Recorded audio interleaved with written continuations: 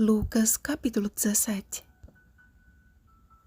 Assim como foi nos dias de Noé, será também nos dias do Filho do Homem. Versículo 26. É impressionante a mente de Cristo, como ele aproveitava cada ocasião para ensinar e admoestar. Ele sempre estava no lugar certo, com o fim de alcançar as pessoas certas. Sendo completamente guiado pelo Espírito Santo, não lançava um único olhar, não fosse com o objetivo de salvar. Contudo, seu ministério também consistia em dissipar as injustiças, repreender e apontar para a necessidade humana de colocar em prática os seus ensinamentos. Repreender significa advertir, censurar ou aconselhar com intensidade. Pode não ser, portanto, a forma verbal mais agradável, mas em determinados momentos torna-se a mais eficaz, pois a repreensão franca e cristã nos coloca na posição de instrutores da justiça, ainda que não consiga atingir o resultado almejado. A Bíblia diz que Noé foi um pregador da justiça, e mesmo diante da rejeição absoluta do mundo antediluviano, prosseguiu em fazer de sua voz um clamor tão alto quanto as batidas da construção da arca. Eu já ouvi alguns críticos defendendo a ideia de que Noé foi o pior evangelista de todos os tempos.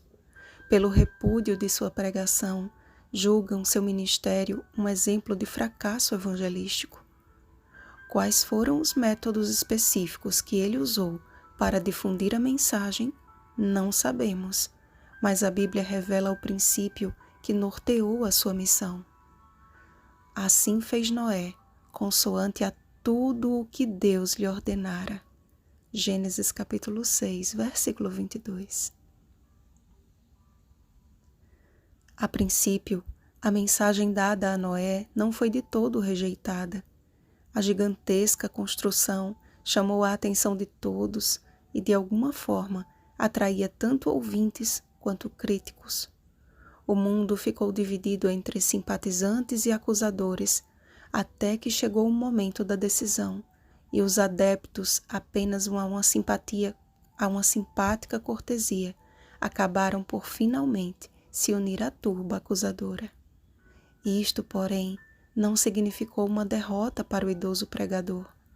Ao compreender a sagrada obra que Deus lhe confiou, também entendeu onde ela deveria começar e triunfar.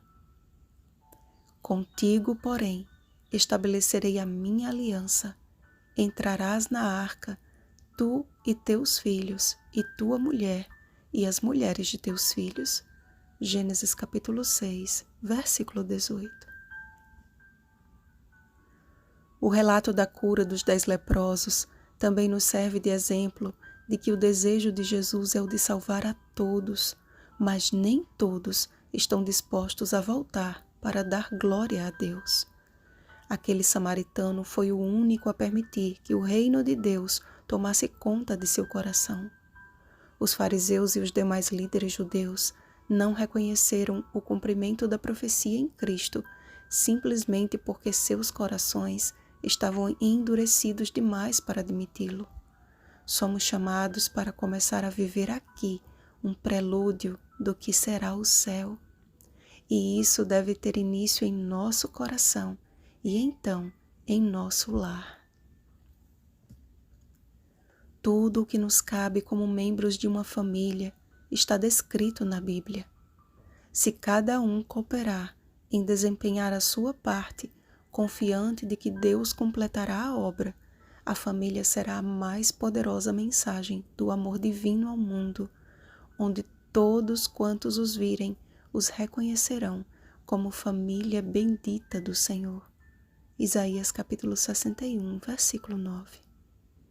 Diante de um mundo secularizado e cético, quanto ao papel fundamental da família na sociedade, uma família guiada pelo assim diz o Senhor, torna-se um troféu nas mãos de Deus, uma prova inequívoca de que o plano original é o ideal e o único que pode oferecer um pedacinho do céu na terra.